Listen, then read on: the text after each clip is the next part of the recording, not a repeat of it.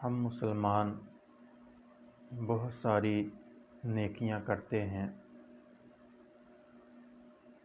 और नेकियां करते वक़्त बहुत सारी एहतियातें भी करते हैं, लेकिन कसीर तादाद में ऐसे मुसलमान भी पाए जाते हैं कि जो नेकियां तो करते हैं लेकिन नेकियां करने के बाद अपनी नेकियां ज़ाया भी करा देते हैं। बहुत सारी मिसालें ऐसी मौजूद हैं कुरान और हदीस में कि जिससे पता चलता है कि बंदे नेकियां तो करते हैं लेकिन नेकियां करने के बाद वो अपनी नेकियों को ज़ाया भी करवा देते हैं। नेकियां ज़ाया करवाने का क्या मतलब है कि बंदे ने नेकी की, नेकी करने के बाद फिर उसने कोई ऐसा काम कर लिया या ऐसी सोच उसके अंदर आ गई कि वो नेकियों के तकब्बुर में पड़ गया, तो फिर वो सारी नेकियां जो उसने की वो भी सारी की सारी ख़त्म हो जाती हैं। आला हज़रत रहमतुल्लाहि ताला अलैह आपने इरशाद फरमाया, नेकी करना आसान है लेकिन नेकी करके नेकी को संभाल के रखना ये बड़ा मुश्किल है। नेकी को संभाल के रखना ये बहुत मुश्किल है। और हुज़ूर अलैहिस्सलातु वस्सलाम का अपना फरमान आलिशान भी है। इब्न माजा शरीफ में यह हदीस मुबारक मौजूद है।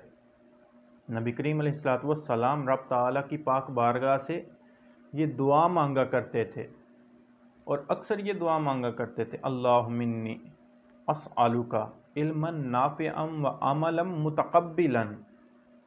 ये हुज़ूर अलैहिस्सलातु वस्सलाम अपने लिए नहीं बल्कि तालीम उम्मत के लिए ये दुआ मांगा करते थे। दुआ क्या है? या अल्लाह मुझे इल्म नाफ़े अता फरमा और इल्म नाफ़े के साथ साथ मुझे वो अमल अता फरमा, वो नेकी करने की तौफ़ीक अता फरमा कि जो मकबूल भी हो, जो तेरी पाक बारगाह में कबूलियत का दर्जा भी रखे। कबूल नेकी वो करना बहुत मुश्किल है। आज सहाबाए किराम की ज़िंदगियाँ देखिए कि सहाबाए किराम ने किस तरह नेकियां की लेकिन उन नेकियों को फिर संभाल के भी रखा। नेकियां करने में वो ज़ात कि जिसको तमाम अंबिया के बाद सबसे बुलंद मर्तबा अता किया गया, हज़रत अबू बकर सिद्दीक़ रज़ी अल्लाह ताला अन्हु की ज़ात।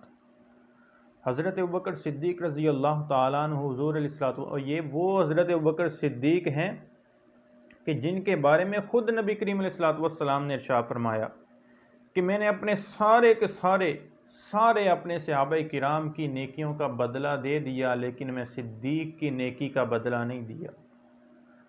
सिद्दीक़ अकबर की इतनी ज़्यादा नेकियां, हज़रत सिद्दीक़ अकबर रज़ी अल्लाह ताला अन्हु नबी करीम अलैहिस्सलातु वस्सलाम के विसाल से कुछ दिन पहले की बात है। हज़रत अबू बकर सिद्दीक़ रज़ी अल्लाह ताला अन्हु, रात का पहर है, रात के पहर हज़रत बिलाल हबशी रज़ी अल्लाह ताला अन्हु उनके दरवाज़े पर पहुंच जाते हैं। जब वो बाहर तशरीफ़ लाते हैं तो हज़रत सिद्दीक़ अकबर रज़ी अल्लाह ताला अन्हु आप इरशाद फरमाते हैं, ए बिलाल मुझे तुमसे काम पड़ गया। हज़रत बिलाल हबशी रज़ी अल्लाह ताला अन्हु आप इरशाद फरमाते हैं, जनाब सिद्दीक़ आप इतनी रात के वक़्त आप मुझे हुक्म करते, मुझे कोई पैगाम भिजवा देते, मैं खुद हाजिर हो जाता। इतनी रात के वक़्त आप खुद तशरीफ़ लाए। हज़रत सिद्दीक़ अकबर रज़ी अल्लाह ताला अन्हु आप आगे से इरशाद फरमाते हैं, ए बिलाल मैं बड़ा परेशान रहता हूँ, बड़ा परेशान रहता हूँ। ए बिलाल तुम आका करीम अलैहिस्सलातु वस्सलाम की पाक बारगाह में अकेले में खिदमत के लिए हाजिर होते हो।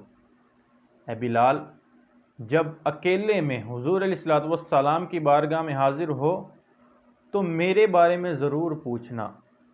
बिलाल, लोगों के सामने तो मैं बड़ा मुत्तकी परहेज़गार हूँ, लोग तो मेरी बड़ी नेकियां जानते हैं, लेकिन ए बिलाल, मैं परेशान रहता हूँ, परेशान रहता हूँ।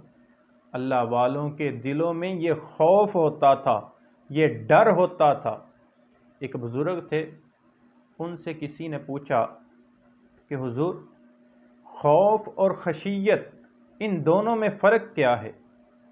खौफ और खशियत में फ़र्क क्या है? तो वो बुज़ुर्ग आगे से मिसाल देकर इरशाद फरमाते हैं कि बेटा, एक औरत थी, मांगने वाली थी, बड़ी हसीन थी, बादशाह के सामने से गुज़री, बादशाह को पसंद आ गई, बादशाह ने उससे निकाह कर लिया, मलिका बना दिया।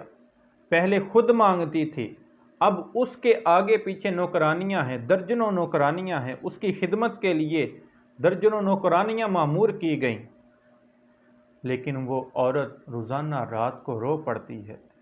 एक नौकरानी ने पूछा, ए बीबी, अब तो तुम मलिका बन गई, अब क्यों रोती है? तो वो बीबी, वो खातून आगे से कहती है कि मैं रोती इस वजह से हूँ, मैं रोती इस वजह से हूँ कि कहीं मेरे सर का ताज मुझसे नाराज़ ना हो जाए, कहीं मेरा साईं, कहीं बादशाह मुझसे नाराज़ ना हो जाए। तो वो बुज़ुर्ग फरमाते हैं कि वो जो औरत जिस खौफ की वजह से रोती थी, उसे खौफ कहा जाता है। खौफ गुनाहगार करता है, गुनाहगार खौफ करता है। वो औरत कहती थी कि मैं इस काबिल नहीं कि मुझे मलिका बनाया जाए, लेकिन फिर भी मुझे मलिका बना दिया गया। अब मुझे खौफ लगा रहता है कि कहीं मुझसे मेरा साईं नाराज़ ना हो जाए। और अल्लाह वाले जो होते हैं, उनके दिलों में ये खशियत होती है, वो नेकियां भी करते हैं, लेकिन नेकियां करने के साथ साथ रब ताला की पाक बारगाह में ये अर्जियां भी पेश करते रहते हैं, या अल्लाह, नेकी करने की तौफीक भी तूने अता फरमाई, अब इसे कबूल भी खुद ही फरमा लेना, अब इसे कबूल भी करना। हज़रत इब्राहीम अलैहिस्सलातु वस्सलाम और हज़रत इस्माईल अलैहिस्सलातु वस्सलाम दोनों ने खाना काबा तामीर किया, रब के हुक्म से तामीर किया, नेकी वाला काम। लेकिन खाना काबा को तामीर करने के बाद भी दोनों रब की बारगाह में ये दुआ पेश कर रहे थे, या अल्लाह, ये जो नेकी करने की तूने हमें तौफीक अता फरमाई, अब इसे कबूलियत का दर्जा भी अता फरमा। हालांकि है वो कबूल, लेकिन अल्लाह वालों के दिलों में ये खौफ, ये खशियत ज़रूर होती है। हज़रत अबू बकर सिद्दीक़ रज़ी अल्लाह ताला अन्हु, आप हज़रत बिलाल को इरशाद फरमाते हैं, बिलाल, अकेले में हुज़ूर अलैहिस्सलातु वस्सलाम की बारगाह से ये सवाल करना, या रसूल अल्लाह, क्या आप सिद्दीक़ अकबर से राज़ी भी हैं या नहीं? हज़रत बिलाल हबशी रज़ी अल्लाह ताला अन्हु, आप काँप उठे कि इतनी आला शख्सियत, इतनी आला शख्सियत कि जिसकी शान खुद हुज़ूर अलैहिस्सलातु वस्सलाम ने हमें अता फरमाई, खुद आपने बयान फरमाई, और वो ये सोच रखते हैं। हज़रत बिलाल हबशी रज़ी अल्लाह ताला अन्हु काँप उठे।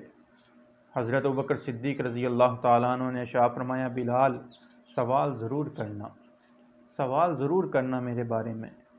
हज़रत बिलाल हबशी जब रात हुज़ूर अलैहिस्सलातु वस्सलाम की बारगाह में हाज़िर हुए, तो जहन में ये था कि बिल्कुल जब फारिग हो जाऊंगा फिर सवाल करूंगा। आप किसी काम से अंदर गए, फिर किसी और काम से बाहर जाने लगे, जब दरवाजे तक अभी पहुंचे तो हुज़ूर अलैहिस्सलातु वस्सलाम ने खुद इरशाद फरमाया, बिलाल, इधर आओ। हज़रत बिलाल हाजिर हुए, अर्ज़ किया, का हुक्म कीजिए। हुज़ूर अलैहिस्सलातु वस्सलाम ने इरशाद फरमाया, बिलाल, जो रात सिद्दीक़ अकबर ने सवाल करने के लिए कहा था, अब वो पूछ भी ले, अब पूछ ले।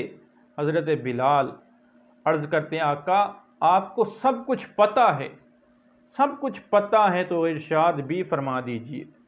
हुज़ूर अलैहिस्सलातु वस्सलाम ने इरशाद फरमाया, है बिलाल, अबू बकर से जाकर कहना कि ए अबू बकर, तुझसे तेरा नबी भी राज़ी है, तुझसे तेरा रब भी राज़ी है, तेरी नेकियां बिल्कुल मकबूल हैं, यानी खशियत दिल में होती थी कि कहीं मेरी नेकियां ये बर्बाद ना हो जाएं।